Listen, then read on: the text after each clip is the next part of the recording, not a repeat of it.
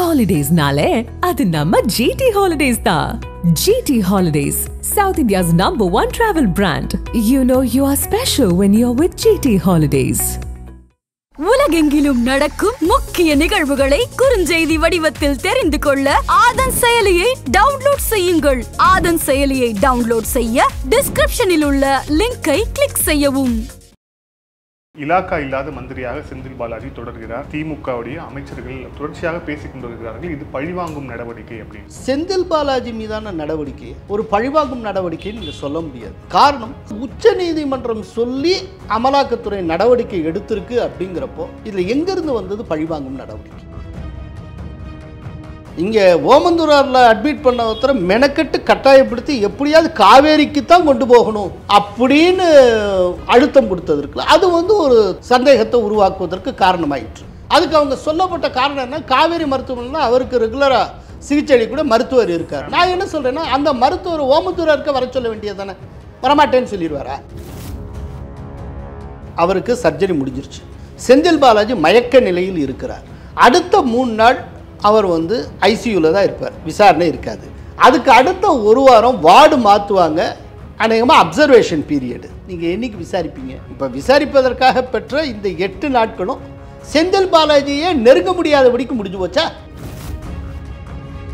அமலாக்கத்துறை கொஞ்சம் சொதப்பின மாதிரியும் எனக்கு படுது.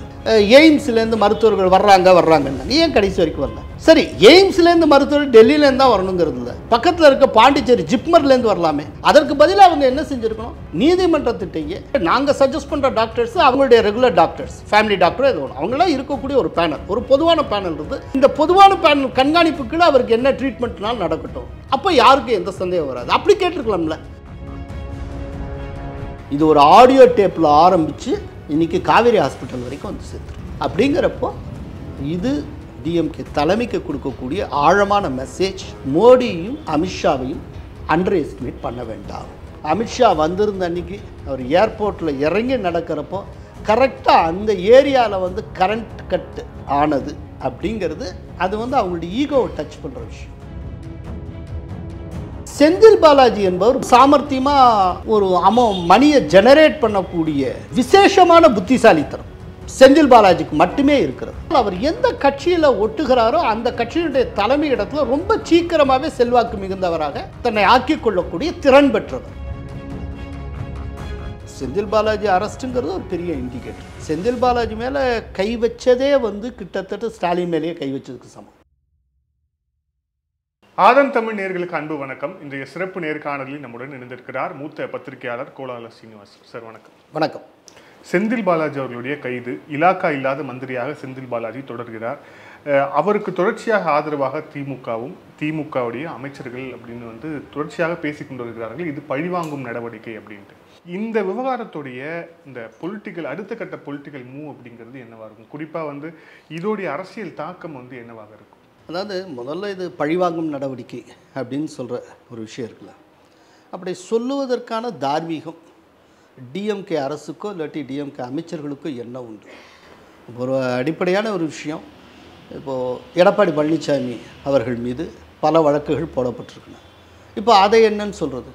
அது என்ன விதமான நடவடிக்கைன்னு சொல்லுவீங்க? அதே போல் கடந்த காலத்தில் கலைஞர் காலத்தில் அடுக்கடுக்க ஜெயலலிதா மேலே வழக்கு போடப்பட்டது. இப்போ அதை என்னன்னு சொல்கிறது? இப்போது அதோடு கம்பேர் பண்ணால் கூட செந்தில் பாலாஜி மீதான நடவடிக்கை ஒரு பழிவாங்கும் நடவடிக்கைன்னு நீங்கள் சொல்ல முடியாது. காரணம், செந்தில் பாலாஜி மீதான நடவடிக்கை அப்படிங்கிறது உச்ச நீதிமன்றத்தினுடைய அறிவுறுத்தலின் பேரில் எடுக்கப்பட்டிருக்க நடவடிக்கை. ஏன்னா அமலாக்கத்துறை சம்மன் அனுப்புது செந்தில் பாலாஜிக்கு. அந்த சம்மனை எதிர்த்து சென்னை உயர்நீதிமன்றத்தில் செந்தில் பாலாஜி மனு தாக்கல் செய்கிறார். அதை விசாரித்த சென்னை உயர்நீதிமன்றம் அமலாக்கத்துறையுடைய சம்மனை ரத்து செய்கிறது. இதை ரத்து செஞ்சது உடனே அமலாக்கத்துறை மேல்முறையீட்டுக்காக உச்சநீதிமன்றத்தில் முறையீடு செய்கிறது. உச்சநீதிமன்றத்தில் டிவிஷன் பெஞ்சு ஹியர் பண்ணுறாங்க இந்த கேஸை. கடைசியில் அவங்க தான் உத்தரவிடுறாங்க, நாங்கள் சென்னை உயர்நீதிமன்றத்தின் உத்தரவை குவாஷ் பண்ணுறோம், ரத்து செய்கிறோம், நீங்கள் தொடர் நடவடிக்கைகளை மேற்கொள்ளலாம். மேற்கொள்வது மட்டுமல்ல, அடுத்த 2 மாதங்களில் உச்ச நீதிமன்றத்திடம் நீங்கள் ஸ்டேட்டஸ் ரிப்போர்ட் ஃபைல் பண்ண வேண்டும் நிலவர அறிக்கையை தாக்கல் செய்ய வேண்டும் என்று உச்சநீதிமன்றம் அமலாக்கத்துறைக்கு உத்தரவிடுகிறது. அப்படிங்கிறப்போ அதை நிறைவேற்றியே ஆக வேண்டிய கட்டாயமும் கடப்பாடும் அமலாக்கத்துறைக்கு உண்டு. இது என்னைக்கு அவங்க கட்டளை இட்டாங்க? மே 16ஆம் தேதி. அப்போ மே 16லேருந்து 2 மாதங்கிறது என்ன? ஜூலை 16 வரைக்கும். அப்படின்னா ஜூலை 16க்குள்ளே அவங்க நடவடிக்கை எடுத்து விசாரணை நடத்தி வாட் இஸ் வாட் அப்படிங்கிற அந்த ஸ்டேட்டஸ் ரிப்போர்ட்டை ஃபைல் பண்ணி ஆகணும். அப்படிங்கிறப்போ உச்சநீதிமன்றம் சொல்லி அமலாக்கத்துறை நடவடிக்கை எடுத்திருக்கு. அப்படிங்கிறப்போ இதில் எங்கேருந்து வந்தது பழிவாங்கும் நடவடிக்கை? அதனால இதை பழிவாங்கும் நடவடிக்கை கண்ணோட்டத்தில் பார்க்க முடியாது. வேணா அவங்க ஒரு பொலிட்டிக்கல் பர்பஸ்க்கு அப்படிலாம் இன்டர்பிரேட் பண்ணலாம். இப்போ உச்சநீதிமன்றம் அந்த மாதிரி உத்தரவிடவில்லைன்னு அவங்களால சொல்ல முடியுமா? அந்த உத்தரவுக்கு பிறகுதானே இந்த நடவடிக்கை எல்லாமே பாய்ந்திருக்கிறது. அப்படிங்கிறப்போ உச்சநீதிமன்றத்தின் உத்தரவின் பேரில் இது நடத்தப்பட்டது. அதனால இது பழிவாங்கும் நடவடிக்கை அல்ல. இது ஒன்று. ரெண்டாவது, இதனுடைய ஒரு அரசியல் ரீதியான தாக்கம், இம்பேக்ட், இதெல்லாம் என்னவாக இருக்கும்? செந்தில் பாலாஜி நடவடிக்கையினால், ஏன்னா ஒரு சில பேர் சொல்கிறாங்க இதனால் சிம்பத்தி வேவ் வந்துடும், அதுவா இதுவா இதெல்லாம். பொதுவாக நம்ம தமிழ்நாடு அரசியல் வரலாற்றையே எடுத்து பார்க்கலாம். இப்போ இதுக்கு முன்னால் ஜெயலலிதா பீரியடில் கலைஞர் நள்ளிரவில் கைது செய்யப்பட்டார். அதற்கான முயற்சி நடந்தது. அந்த ஃபுல் சீன் உங்களுக்கு இப்போ ஞாபகத்துக்கு வரும்னு நினைக்கிறேன். அதே போல் கலைஞர் ஆட்சி காலத்தில் ஜெயலலிதா கூண்டு வண்டியில் ஏற்றி கொண்டு போகப்பட்டார். அது தொடர்பான எல்லாமே உங்களுக்கு நினைவுக்கு வரும்னு நினைக்கிறேன். பொதுவாக ஒரு மிகப்பெரிய ஒரு பொலிட்டீஷியன், ஒரு மாபெரும் மாஸ் லீடராக, ஒரு பெரும் ஆளுமையாக இருக்கிற ஒருவர் கைது செய்யப்பட்டால் அது சார்ந்து ஒரு அனுதாபாலை, சிம்பத்தி வேவ் எல்லாமே ஏற்படும். இதை நம்ம பார்த்துருக்கோம். ஆனால் செந்தில் பாலாஜி என்பவர் மாஸ் லீடர் கிடையாது. அவர் மாஸ் லீடரே கிடையாது. ஆனால் அவர் எந்த கட்சியில் ஒட்டுகிறாரோ அந்த கட்சியினுடைய தலைமை இடத்துல ரொம்ப சீக்கிரமாகவே செல்வாக்கு மிகுந்தவராக தன்னை ஆக்கிக் கொள்ளக்கூடிய திறன் பெற்றவர். இப்போ அதிமுகவில் இருந்தப்போ சசிகலா ஃபேமிலிக்கு, அந்த ஃபஸ்ட்டு ஃபேமிலிக்கு ரொம்ப நெருக்கமாக இருந்தார். சசிகலா ஃபேமிலிக்குள்ளேயே இளவரசி ஃபேமிலிட்ட அவருக்கு ஒரு தனிச்செல்வாக்கு இருந்தது. அதே போல் அவர் டிஎம்கேக்கு வந்தது, டிஎம்கேடைய ஃபஸ்ட்டு ஃபேமிலிட்ட ஒரு தவிர்க்கப்பட முடியாத நபருங்கிற அளவுக்கு தன்னை எலிவேட் பண்ணி கொண்டார். அதற்கான ஒரு சாதுரியமும் திறனும் அவர்கிட்ட இயற்கையாக உண்டு. மற்றபடி அவர் மாஸ் லீடர் கிடையாது. அதனால இவர் மேலே எடுக்கப்பட்ட நடவடிக்கை, இவர் இப்போ ஹாஸ்பிட்டலைஸ் ஆகியிருக்கிறது. இன்னொன்று, அவருடைய ஹாஸ்பிட்டலைசேஷன் சம்மந்தமாகவே நிறைய சந்தேகங்கள் இருக்கின்றன. அது வேறு விஷயம். ஆனால் அதே நேரத்தில் ஒரு திறன்மிக்க மருத்துவர் அவருக்கு பிளாக் இருக்குது அப்படின்னு சொல்கிறாங்க. இப்போ 4 இது பொருத்தி இருக்கிறதாக அவங்க இப்போ அறிக்கை விட்டுருக்காங்க காவிரி மருத்துவமனையிலேருந்து. அதில் அவர் சர்ஜரி பண்ணக்கூடிய டாக்டர் ரகுராமன், அவர் ஒரு மிகச்சிறந்த வல்லுநர் அப்படின்னு நான் கேள்விப்பட்டிருக்கேன். தலை சிறந்த ஒரு கார்டியோ சர்ஜன். அப்படிங்கிறப்போ அவர்களுடைய நிபுணத்துவத்தை நான் குறைச்சி மதிப்பிடுறதுக்கு தயாராக இல்லை. ஆனால் திடீர்னு அரெஸ்ட் பண்ண டயத்தில் அவருக்கு திடீர்னு நெஞ்சு வலி வந்தது. அது ஒரு விதமான சந்தேகத்தை உருவாக்கியிருக்கு. ஏன்னா இதுக்கு முன்னால் பல நேரத்தில் அரெஸ்ட் பண்ணுறப்போ அரசியல்வாதிகளுக்கு நெஞ்சு வலி வருவது. இப்போது கல்கட்டாவில் அரெஸ்ட் பண்ணுறப்போ பார்த்தோ சாட்டர்ஜிக்கு நெஞ்சு வலி வந்தது. அப்போ கல்கட்டாலேயே உடனே மத்திய அரசு கீழே இருக்கக்கூடிய மருத்துவமனைக்கு கொண்டு போய் இருந்தாங்க. அப்படிலாம் இருந்தது. இங்கே எந்த இடத்துல இந்த சந்தேக புள்ளி வருதுன்னா, இங்கே ஓமந்தூராரில் அட்மிட் பண்ண ஒருத்தரை மெனக்கெட்டு கட்டாயப்படுத்தி எப்படியாவது காவேரிக்கு தான் கொண்டு போகணும் அப்படின்னு ஒரு அழுத்தம் கொடுத்ததற்கு அது ஒரு சந்தேகத்தை உருவாக்குவதற்கு காரணமாயிற்று. இன்னொன்று, அமலாக்கத்துறையுமே இந்த விஷயத்தில் ஒரு இமேஜினேஷன் இல்லாமல் நடந்து கொண்டதோ அப்படிங்கிற எனக்கு ஒரு பார்வை உண்டு. என்னென்னா, அவர் நெஞ்சு வலி அப்படின்னதுமே ஒரு பெர்மிஷன் கேட்டு இது பண்ணி அவங்க பக்கத்தில் இருக்க பாண்டிச்சேரியில் ஜிப்மருக்கு கொண்டு போயிருக்கலாம்.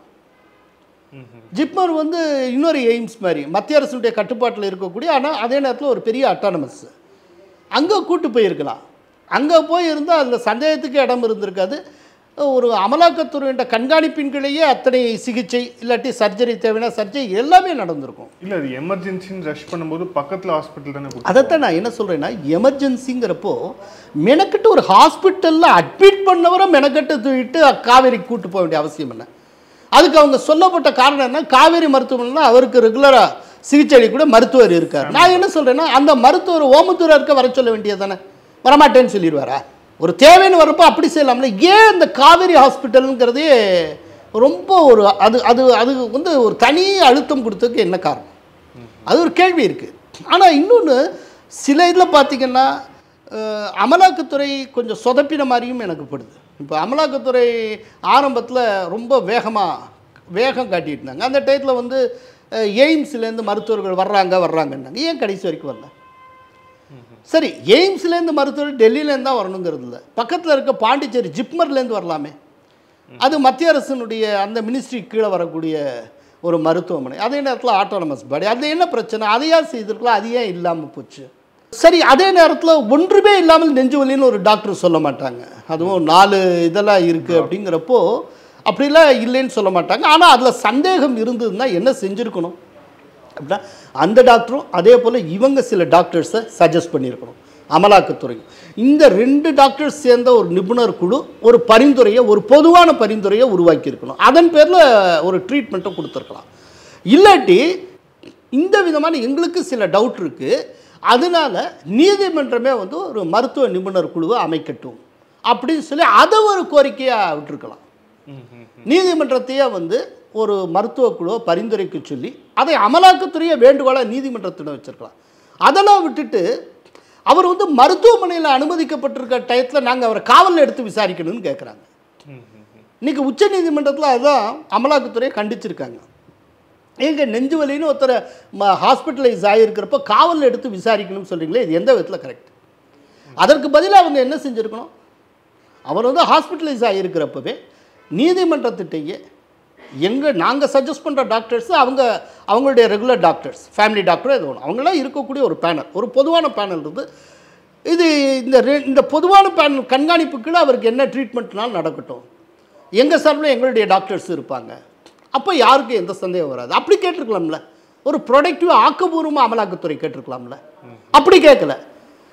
அவர் ஹாஸ்பிட்டலைஸ் ஆகியிருக்கக்கூடிய டயத்தில் அது சரியா தப்பா, அதுக்குள்ளே ஏதேனும் தவறு நடந்திருக்கா, முறைகேடு நடந்திருக்கா, இதெல்லாம் இனிமேல் விசாரணைக்கு பின்னால் வர வேண்டியது. இப்போ let's assume he has been hospitalised, அவர் ஹாஸ்பிட்டலில் இருக்கார், அவருக்கு நெஞ்சு வலின்னு இருக்காங்க, இவ்வளவு இருக்குது. இவ்வளோ இருக்கிறப்ப எங்கேயாவது ஹாஸ்பிட்டலில் இருக்கிற ஒரு மனுஷனை வந்து நான் கஸ்டடியில் எடுத்து விசாரிக்கணும் யாராவது கேட்பாங்களா?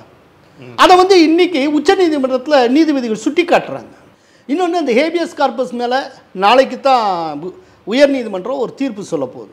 அது என்னன்னு பார்க்கலாம். பார்த்துட்டு உங்களுக்கு சாதகமாக இல்லை அந்த தீர்ப்புனா அப்போ நீங்கள் உச்சநீதிமன்றத்தை வந்து அணுகுங்க பார்க்கலாம் அப்படின்னு சொல்லி ஜூலை 4க்கு அதை வந்து அட்ஜர்ன் பண்ணி வச்சுருக்காங்க. ஸோ இந்த இடத்துல அமலாக்கத்துறையும் சில விஷயங்களில் ஒரு இமேஜினேஷன் இல்லாமல் நடந்துக்கிட்டாங்களோ அப்படின்னு எனக்கு தோணுது. அதனால் செந்தில் பாலாஜி விஷயத்தை வச்சுக்கிட்டு டிஎம்கே மைலேஜ் எடுக்கிறதுக்கான வாய்ப்பு ரொம்ப குறைவு ஒன்று. அதே நேரத்தில் டிஎம்கேக்கு ஒரு மிகப்பெரிய எச்சரிக்கை. அமலாக்கத்துறையோ மத்திய அரசுடைய புலனாய்வு அமைப்போ நினைச்சால் கை வைக்கும். ஒரு பார்த்தோ சாட்டர்ஜி மாதிரியான கல்கத்தாவில் என்ன நடந்ததோ அது போன்ற ஒரு நிகழ்வு தமிழகத்தில் நடக்கக்கூடாது என்பது அல்ல. எதையுமே சும்மா வெறுமனே ஒரு மோதல் போக்கை மட்டுமே கடைபிடித்து கொண்டு இருப்பது பெரிய புத்திசாலித்தனமாக இருக்காது. கொஞ்சம் யோசிச்சு பாருங்கள். சில சீக்வன்ஸ் நான் சொல்கிறேன். திடீர்னு ஒரு ஆடியோ வருது, அதில் பிடிஆர் குரல் வருகிறது. அதில் 30,000 கோடி வரைக்கும் சம்பாதிச்சிருக்காங்க, அது எப்படி ஹேண்டில் பண்ணுறது தான் தெரியலைங்கிற மாதிரி அந்த குரல் சொல்லுகிறது. அந்த குரலுக்கு உரியவர் நான் அல்ல அப்படின்னு பிடிஆர் கிளைம் பண்ணுகிறார். ஆனால் அவருடைய கிளைமை டிஎம்கே தலைமையை நம்புவதற்கு தயாராக இல்லை. அதனால்தான் இலாக்கா மாற்றப்படுகிறது. இப்போ பிடிஆர் கம்ப்ளீட்டாக சைலண்ட் ஆகிட்டார். இப்போ எங்கே இருக்கான்னு தெரில. இந்த செந்தில் பாலாஜி விஷயத்தில் கூட அவர் சொன்னதாக ஒரு வார்த்தை கூட வரல. அவர் எங்கே இருக்காருன்னே தெரில, சைலண்ட் ஆகிட்டார். இந்த விதமான விஷயங்கள் வெளிப்பட்டதுக்கு அப்புறம் திடீர்னு ஒரு அனௌன்ஸ்மெண்ட் வருது, 2000 ரூபீஸை ஃபுல்லாக விட்ரா பண்ணுங்க அப்படின்னு கம்ப்ளீட்டாக. அது என்ன காரணத்துக்காக இருக்கும் கொஞ்சம் யோசிச்சு பாருங்கள். 2000 ரூபீஸை ஃபுல்லாக விட்ரா பண்ணுட்டாங்க. நீங்கள் வந்து ஒரு பேரலல் எக்கானமி ரன் பண்ணீங்க அப்படின்னா அக்கௌண்ட்டுக்கே கொண்டு போகாமல் எல்லாத்தையும் கட்டுக்கட்டாக பணத்தை நீங்கள் முடக்கி வச்சுருந்தீங்கன்னா 2000 தான் வச்சுருக்க வாய்ப்பு இருக்குது. 500s 100லாம் வச்சுக்க முடியாது. எவ்வளோ தான் வைப்பீங்க? ஆயிரக்கணக்கான கோடி எங்கே வைப்பீங்க? எப்படி வைக்க முடியும்? அப்படிங்கிறப்போ ஆகும். ஸோ 2000 விட்ரா பண்ண சொல்லி அது ஒன்று வருது.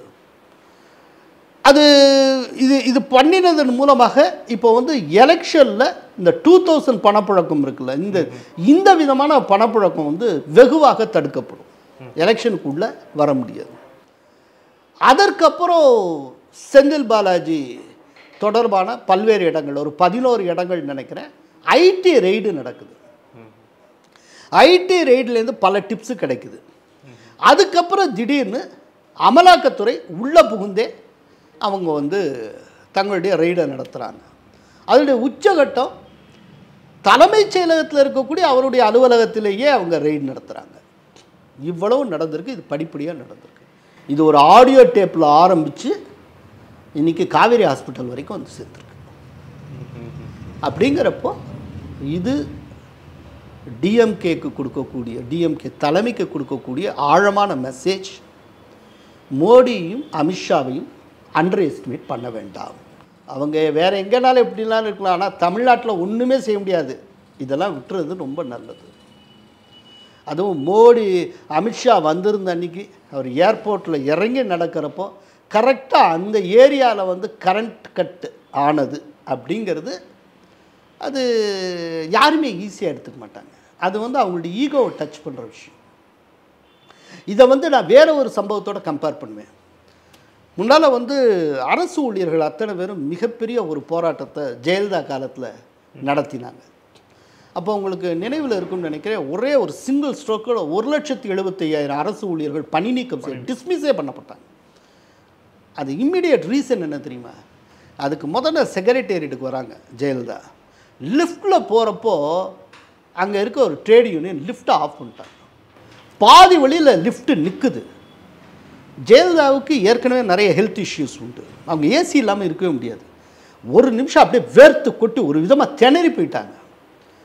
அதுக்கப்புறம் லிஃப்ட்டு நின்று தெரிஞ்ச உடனே ரெக்டிஃபை பண்ணி அதுக்கப்புறம் அவங்க ரூமுக்கு போயிட்டாங்க.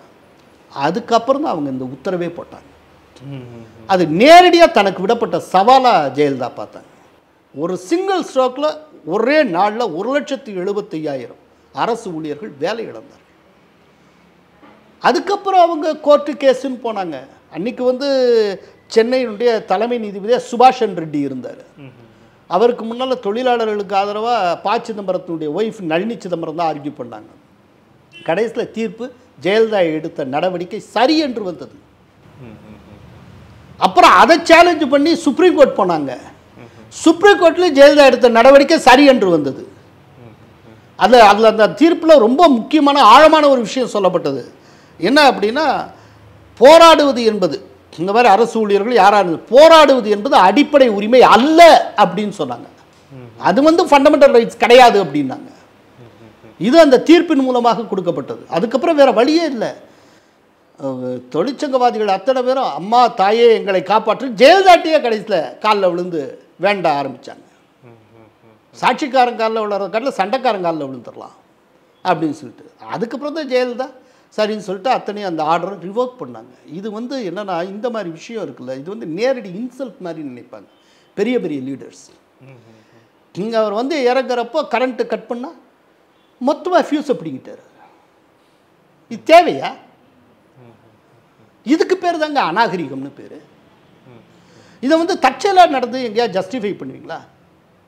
நான் ஒன்று கேட்குறேன். இப்போ ஸ்டாலின் அவர்கள் ஏதேனும் ஒரு இடத்துக்கு போகிற தற்செயலாக வேணும் அங்கே வந்து மின்சாரம் கட் ஆகுமா?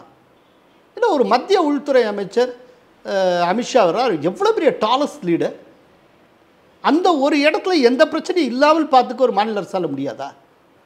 இப்படியெல்லாம் அவர்கள் இந்த விதமான மிஸ் அட்வென்ச்சர் பண்ணுறாங்களா? அப்படி பண்ணினால் அதற்கான விளைவுகளை அவர்கள் எதிர்கொள்ளத்தான் வேண்டும். அதான் தப்பிக்க முடியாது. இப்போ இந்த அமலாக்கத்துறையோட விசாரணைக்கு ஒரு தற்காலிக முட்டுக்கட்டையானது போடப்பட்டிருக்கிறது. இது வந்து இப்போது அடுத்த கட்டத்துக்கு எப்படி நகரும்? ஏன்னா நீங்களே சொன்ன மாதிரி இப்போ ஒரு ஒரு ஒரு பிளானிங் இல்லாமல் அமலாக்கத்துறை இருந்திருக்கிறது அப்படின்னு நீங்கள், அதாவது இது அடுத்த கட்டமாக எப்படி என்னென்னா, பிளானிங் இல்லாமல் இல்லைங்க. இப்படி கைது பண்ணுறப்போ திடீர்னு நெஞ்சு வலி வரும். அதை தொடர்ந்து வேறு ஒரு விதமாக எல்லாமே டான் ஆகுங்கிறத அவங்க கற்பனை பண்ணலாம். அவங்க யோசிக்கலை. அதுக்கப்புறம் தான் அவங்களுடைய பிளானிங்கில் பல குளறுபடி. இப்போ என்ன அப்படின்னா, கோர்ட்டு கொடுத்துருக்கிறதுபடியே 8 நாள் விசாரிக்கலாம், ரைட்டா? இப்போ நம்ம பேசிகிட்டு இருக்கிறது இன்றைக்கி 21ஆம் தேதி. 21 அன்றைக்கே வந்து இன்னும் 3 நாள் தான் இருக்குது. 21 சேர்த்து அவருக்கு சர்ஜரி முடிஞ்சிருச்சு. செந்தில் பாலாஜி மயக்க நிலையில் இருக்கிறார். அடுத்த 3 நாள் அவர் வந்து ஐசியூவில் தான் இருப்பார், விசாரணை இருக்காது. அதுக்கு அடுத்த 1 வாரம் வார்டு மாற்றுவாங்க, அநேகமாக அப்சர்வேஷன் பீரியடு. நீங்கள் என்னைக்கு விசாரிப்பீங்க? இப்போ விசாரிப்பதற்காக பெற்ற இந்த 8 நாட்களும் செந்தில் பாலாஜியே நெருங்க முடியாதபடிக்கு முடிஞ்சு போச்சா? அப்போது இதையெல்லாம் சுட்டி காட்டி இனிமேல் கோர்ட்டில் ஃப்ரெஷ்ஷாக ஆர்டர்ஸ் வாங்கி இவர் எப்போ தயாராக இருக்கார் என்ன ஏதுன்னு கேட்டு அதுக்கப்புறம் தான் விசாரணை ஆரம்பமாகும். ஒன்று, இந்த விசாரணை இவங்க ஆரம்பிக்கிறதுக்குள்ள அவங்க என்னென்ன அந்த தரப்பில் என்னென்ன விதத்தில் தயாராவாங்கன்னு எதுவும் தெரியாது. இப்போ ஒரு சில சர்ச்சைக்குரிய டாக்குமெண்ட்ஸ் இருக்கிறதா வச்சுப்போம். ஏன்னா நமக்கு ஒன்றும் தெரியாது, எல்லாம் விசாரணை நடத்துக்கு நம்மளால் தவறாக எதுவும் சொல்லிடக்கூடாது. இப்போ இருக்குது அப்படின்னா இப்போ அதை மறைவாக வைப்பது, ஒழிச்சு வைக்கிறதுலேருந்து ஒவ்வொரு விஷயத்துலையும் சொல்கிறேன். அப்படிலாம் இருந்தால் ஏன்னா நிறைய கால அவகாசம் கொடுக்க எப்போதுமே யார் அக்யூஸ்டோ அவங்களுக்கு சாதகமான ஒரு விஷயங்கள் நடந்துக்கிட்டே போகும். கால அவகாசம் கொடுக்க அது எப்போதுமே இன்வெஸ்டிகேஷன் சைடு வீக் ஆகும். இது ஒரு general perception. Accused side strengthen ஆகிட்டோம். ஏன்னா அவங்களுக்கு ஒரு டைம் கெயின் பண்ணிட்டே போகிறாங்கல்ல.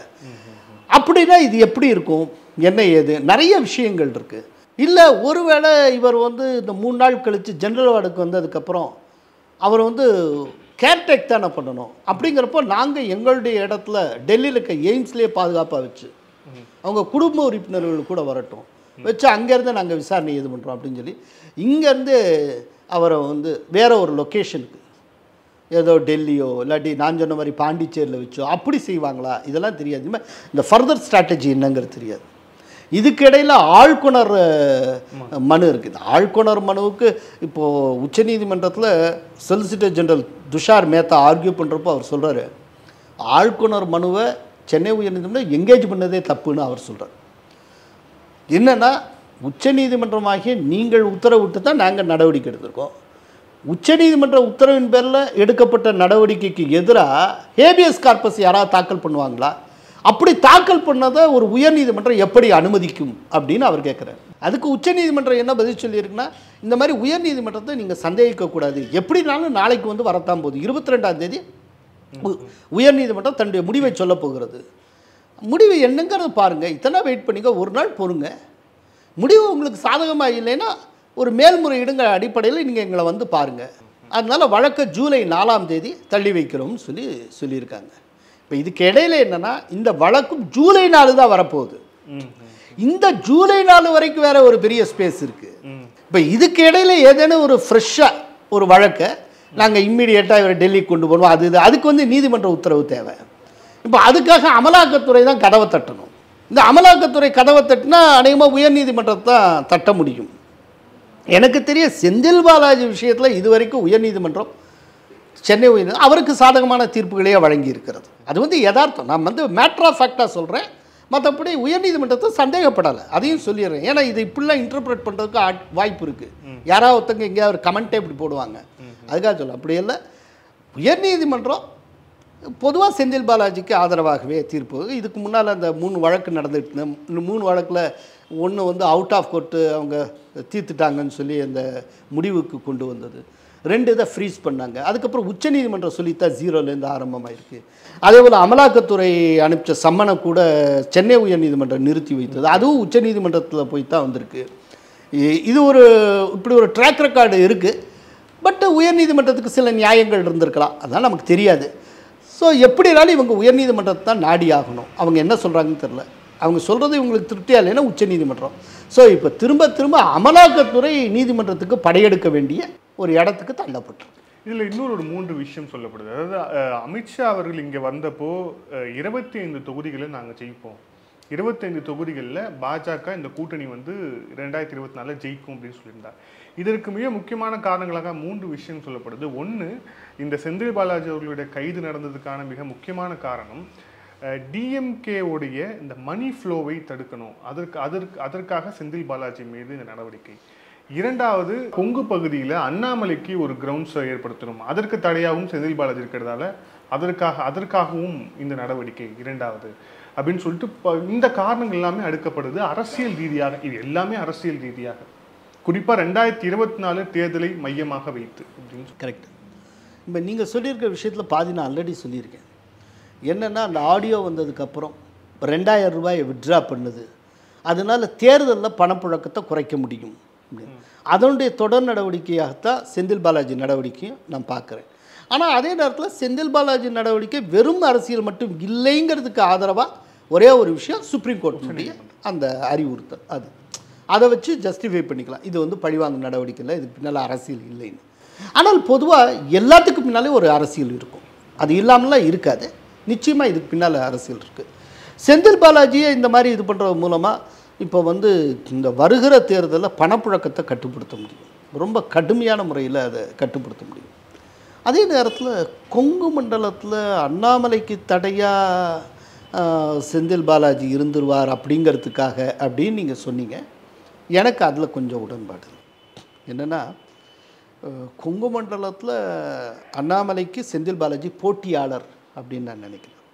ஏன்னா இந்த பார்வை இருக்குல்ல, இந்த கேள்வியே எங்கேருந்து வருது அப்படின்னா, அங்கே இருக்கக்கூடிய கவுண்டர்கள் அந்த அந்த கேஸ்ட்டு அதில் வந்து ஒரு மாபெரும் தலைவராக அண்ணாமலை திகழ வேண்டும் என்பதற்காக இவரை அமைக்கிறாங்க அப்படிங்கிற டோனில் நீங்கள் கேட்குறீங்க. அப்படி நான் பார்க்கல. ஏன்னா பொதுவாக கவுண்டர்கள் அந்த சமூகத்தை சார்ந்தவர்கள் அடிப்படையில் ஒரு தேசியத்தின் மேலே நம்பிக்கை கொண்டவங்க ரொம்ப காலமாகவே. ஒரு காலத்தில் அந்த சமூகத்திலேருந்து மிக பெரும் தலைவர்கள் காங்கிரஸில் வந்திருக்காங்க. ஏன்னா அன்றைக்கி பெரிய தேசிய சக்திங்கிறது காங்கிரஸ். எப்போதுமே அந்த அந்த ஒரு தேசியத்தில் நம்பிக்கை கொண்ட மக்கள். அந்த கம்யூனிட்டி வந்து தன்னுடைய சமூகத்தின் தலைவர் அப்படிங்கிற மாதிரி ஒருத்தரை எப்போதுமே குரூம் பண்ணது கிடையாது. அது வந்து ஒரு அரசியல் ரீதியாகவே சிந்திச்சு வந்திருக்கு. எங்கள் சமூகத்தின் மாபெரும் தலைவர் இது அப்படிங்கிற ஒரு மாறுதட்டல் இருக்குல்ல, அது ஒரு சில கம்யூனிட்டியில் இருக்கும்ல, அந்த மாதிரி கவுண்டர்கள்ட்டேருந்து எப்பயாவது அந்த டோன் வெளிப்பட்டிருக்கா? கொஞ்சம் யோசிச்சு பாருங்க. அப்படி ஒன்று இருக்காது. ஏன்னா அந்த விதமாக பார்க்காத ஒரு சமூகம் அது. ஆனால் பெரும்பாலும் ஏடிஎம்கே லீனிங் இருந்திருக்குல்ல. என்னன்னா ஏடிஎம்கேல அந்த ஏடிஎம்கேங்கிற கட்சி இருக்குல்ல, அந்த கட்சியை நோக்கி கவுண்டர்கள் நிறைய பேர் போயிருப்பாங்க. கவுண்டர் பெல்ட்ல அதிமுக மிகப்பெரிய அளவில் ஜெயிச்சிருக்கும். ஆனால் அதே சமூகம் எங்களின் மாபெரும் தலைவர், இந்த கவுண்டர்களின் தலைவர் எடப்பாடி பழனிசாமி தான் எப்போவாது சொல்லி பார்த்துருக்கீங்களா? எங்களுடைய மாபெரும் தலைவர் செங்கோட்டையன் அப்படிங்கிற மாதிரி ஃபோக்கஸ் பண்ணி நீங்கள் பார்த்துருங்க. அந்த டோனே வராது.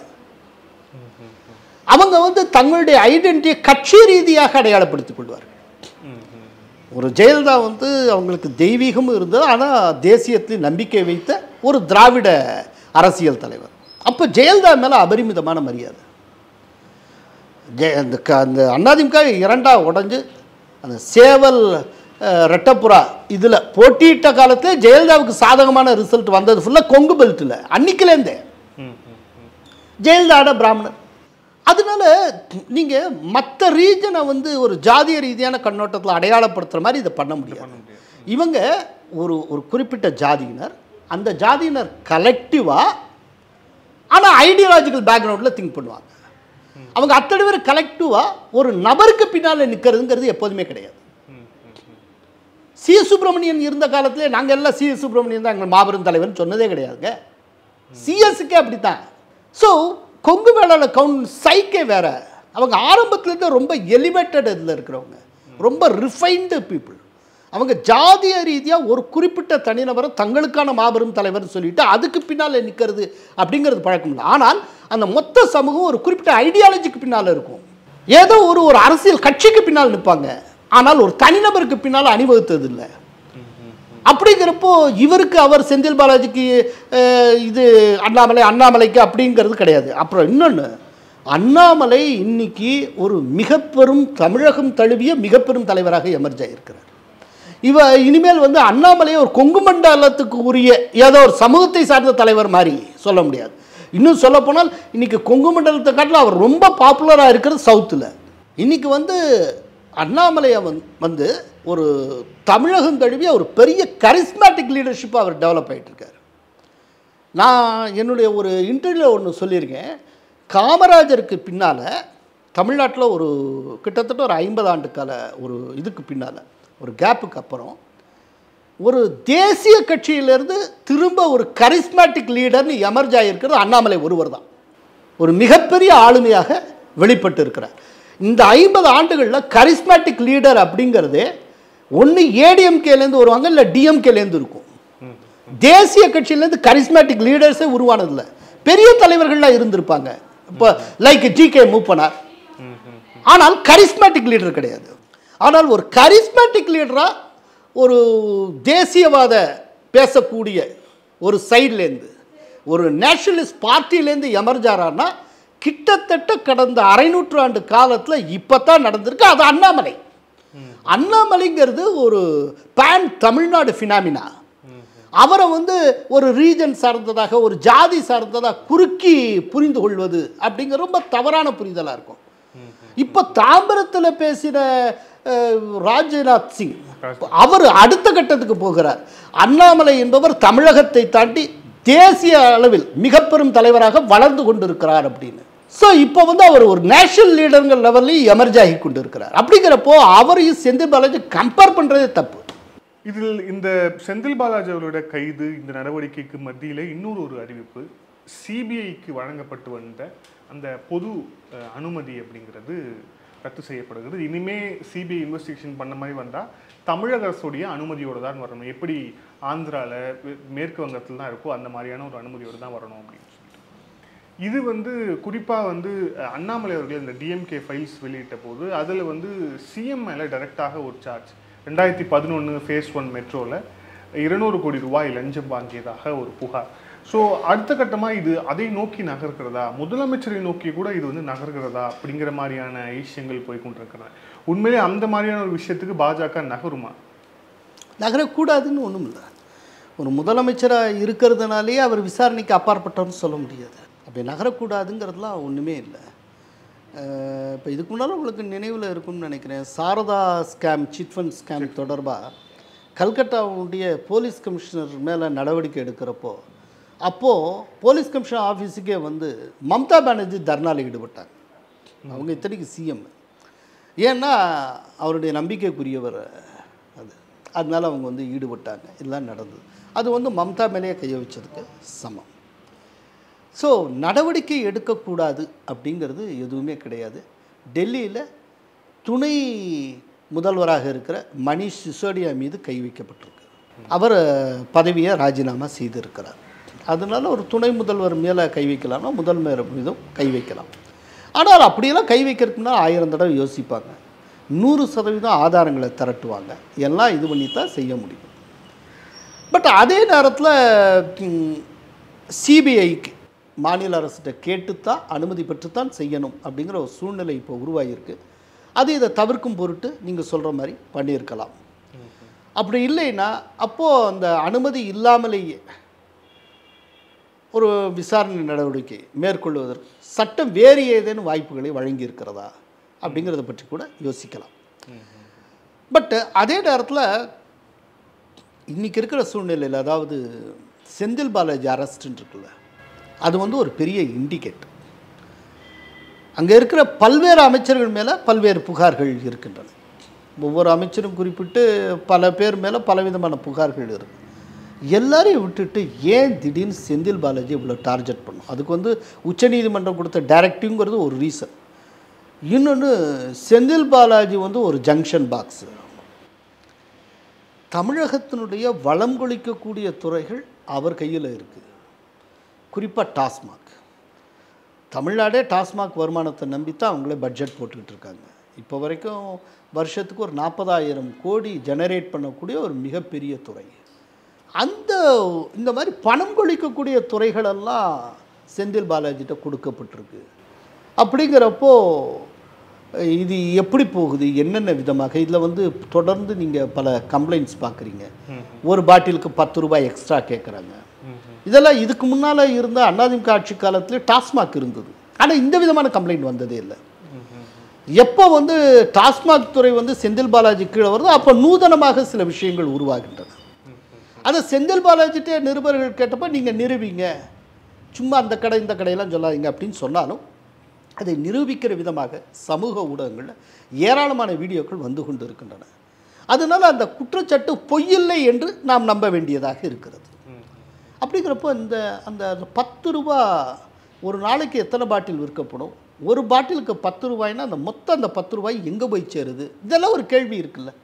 இது ஒரு சாதாரண சிம்பிள் கொஸ்டின். யாரோ ஒருத்தர் இந்த வாட்ஸ்அப்பில் தான் பார்த்தேன், அப்புறம் ஃபேஸ்புக்லேயும் பார்த்தேன், ஒரு ஃப்ளக்ஸே கட்டி போட்டிருந்தாங்க ஒரு டாஸ்மாக் முன்னால். இந்த 10 ரூபாயை பெறுகின்ற பிச்சைக்காரன் யார் என்று எங்களுக்கு தெரிந்தாக வேண்டும் அப்படின்னு ஒரு ஃப்ளெக்ஸ் அப்படி கூட போட்டிருந்தாங்க. ஸோ அந்த அளவுக்கு இந்த 10 ரூபாய்ங்கிறது ரொம்ப பிரபலமான 10 ரூபாயாக இருக்குது. ஒரு பாட்டிலுக்கு 10 ரூபாய்னா தமிழ்நாடு முழுக்க விற்கப்படுகிற பாட்டில் இன்ட்டு 10 ரூபாய்ன்னு போட்டால் பெர் டே எவ்வளோ ஆகுது அப்படின்னா அது இன்ட்டு ஒரு மாதம்னா எவ்வளோ ஆகும், ஒரு வருஷத்துக்குனா எவ்வளவு. இந்த 10 ரூபாய்ங்கிறது எந்த அக்கௌண்ட்லேயும் வராத ஒரு கேஷாக மட்டுமே வரக்கூடிய ஜெனரேட் ஆகக்கூடிய ஒரு பணம். இது எங்கே போகுது என்னங்கிறதுலாம் கேள்வி இருக்குது. அப்போ இவ்வளவு தூரம் சாமர்த்தியமாக ஒரு மணியை ஜெனரேட் பண்ணக்கூடிய ஒரு விசேஷமான புத்திசாலித்தனம் செந்தில் பாலாஜிக்கு மட்டுமே இருக்கிறது. அதனால தான் ஏடிஎம்கேலேருந்து வந்த இவருக்கு காலங்காலமாக திமுகவில் இருக்கக்கூடிய ஒரு மினிஸ்டர்ஸு தலைவர்களை காட்டிலும் கூடுதல் மரியாதை. ஒரு இடத்துல வந்து அண்ணாமலை ரீசண்டாக ஒரு பொதுக்கூட்டத்தில் பேசியிருந்தேன். தன்னுடைய சகோதரி கனிமொழி அரசானப்போ கூட ஸ்டாலின் இவ்வளோ கவலைப்பட்டிருப்பாரான்னு தெரியலை. ஆனால் செந்தில் பாலாஜி அரசானப்போ ரொம்ப இவ்வளோ கவலைப்படுறாங்க அப்படின்னு. அவரை பார்க்கறதுக்கு மொத்த குடும்பமே வந்து சபரீசன்லாம் வந்திருந்தார். சபரீசன் வீட்டில் கூட தேர்தலுக்கு முன்னால் ரெய்ட் நடந்ததுங்கிறத மறந்துடக்கூடாது. அது ஒன்று பெண்டிங்கில் இருந்துக்கிட்டு இருக்குது. இப்படிலாம் நிறையா இருக்குது. அதனால் வந்து நீங்கள் இந்த செந்தில் பாலாஜி அரெஸ்ட்டுங்கிறது ஒரு பெரிய இண்டிகேட்டர். செந்தில் பாலாஜி மேலே கை வச்சதே வந்து கிட்டத்தட்ட ஸ்டாலின் மேலேயே கை வச்சதுக்கு சமம். அப்படி தான் நான் நினைக்கிறேன். செந்தில் பாலாஜி பற்றி கடந்த காலங்களில் ஸ்டாலின் என்னென்ன பேசியிருக்கிறான்னு உங்களுக்கு தெரியும். அந்த வீடியோவே நம்ம பார்க்குறோம். எல்லாம் இன்றைக்கி அவைலபிள், எதுவும் பொய் கிடையாது.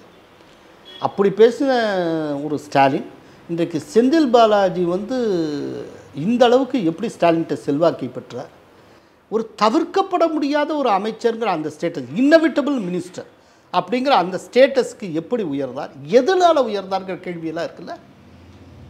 அப்படின்னா செந்தில் பாலாஜி அரெஸ்ட் அப்படிங்கிறது கிரேட் இண்டிகேட்டர்.